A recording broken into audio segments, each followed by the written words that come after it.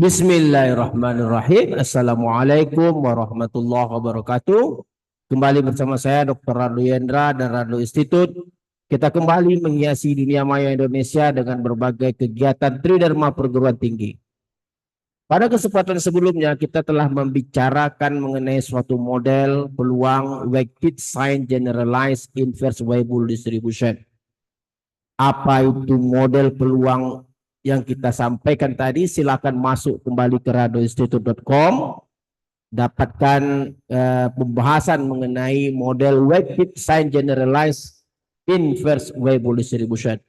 Kali ini model tersebut akan kita pertajam dengan kajian Bayesian Markov Chain Monte Carlo. Kita tahu bahwa teknik Bayesian MC ini sangat sering digunakan oleh peneliti dalam melakukan pemodelan peluang terhadap suatu data. Kita tidak akan membahas lagi apa itu model weighted sign generalized inverse Weibull. Kita langsung kepada pokok permasalahan, yaitu Bayesian Markov Chain Monte Carlo untuk model peluang weighted signs generalized inverse Weibull distribution. Oke, kita coba langsung ke R kita saja. Untuk pembahasan Bayesian Markov Chain Monte Carlo pada pembahasan model peluang ini, terutama kita gunakan data yang sama persis seperti data yang kita bahas pada pertemuan sebelumnya.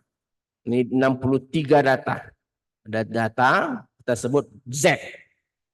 Setelah data kita peroleh, kita akan langsung saja kepada proses Bayesian Markov Chain Monte Carlo dengan terlebih dahulu menghasilkan fungsi likelihood. Ini bukan fungsi log likelihood, tetapi fungsi likelihood untuk model peluang weighted signs generalized inverse Weibull, seperti pada yang saya beri tanda blok berwarna biru.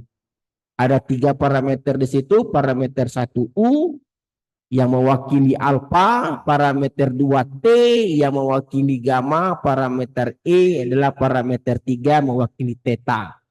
Oke, kita runkan saja coding pemrograman log, coding pemrograman likelihood kita. Likelihoodnya di sini nih, prot RR, perkalian RR. RR itu ini RR. Ini RR, perkalian RR-nya itu disebut dengan likelihood. Kita jalankan codingnya.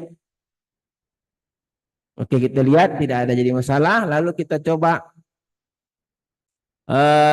bangun suatu proses Markov Chain Monte Carlo. Kita akan burning sebanyak 10.000 kali. Kita berikan nilai awal untuk parameter 1 atau U1, parameter 2 atau T0,1, parameter 3 E10. Dengan nilai error untuk parameter U. Ini adalah error untuk parameter T, ini error untuk parameter E. Lalu seperti biasa, suatu proses Markov Chain Monte Carlo adalah mendapatkan posterior dengan cara mengalihkan fungsi likelihood dengan priornya. Oke, prior kita gunakan prior non informatif di sini terdistribusi normal. Nah, ini adalah posterior untuk parameter U, ini posterior untuk parameter T, dan ini posterior untuk parameter I, parameter ketiga.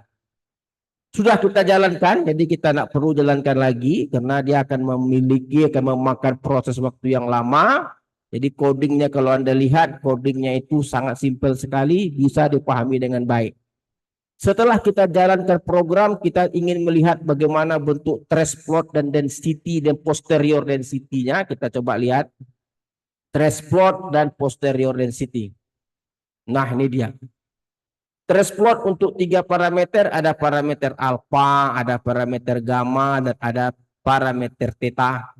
Sedangkan posterior density kita akan melihat puncak. Nilai puncak ini merupakan nilai perwakilan parameter yang akan kita pilih, di mana parameter alpha nanti di antara 3 sampai 3,5, parameter gamma nanti di antara 1 sampai 1,5, dan yang puncak tertinggi posterior di antara 20-40.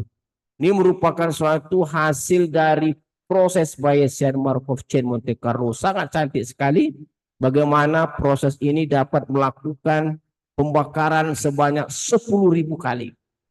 Nah, untuk secara sederhana, 3 parameter yang kita inginkan cukup kita wakili dengan nilai median. Oke, alfa kita sebut dengan median U, gamma kita ambil untuk median P, dan theta median I.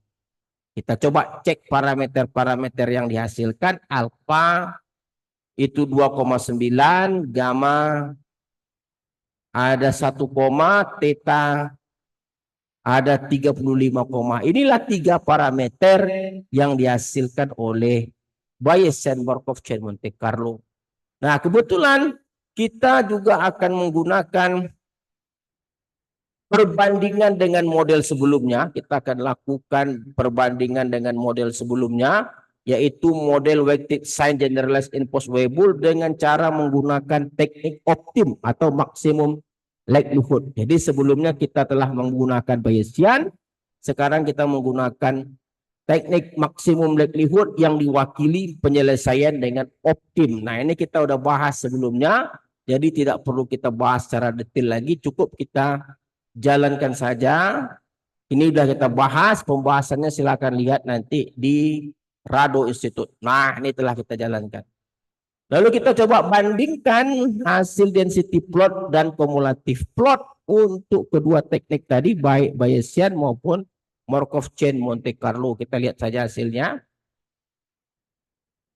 Oke, yang merah ini menggunakan Bayesian, yang hijau menggunakan maksimum likelihood, yang merah ini adalah kumulatif plot Bayesian, ini kumulatif plot menggunakan yang hijau maksimum likelihood.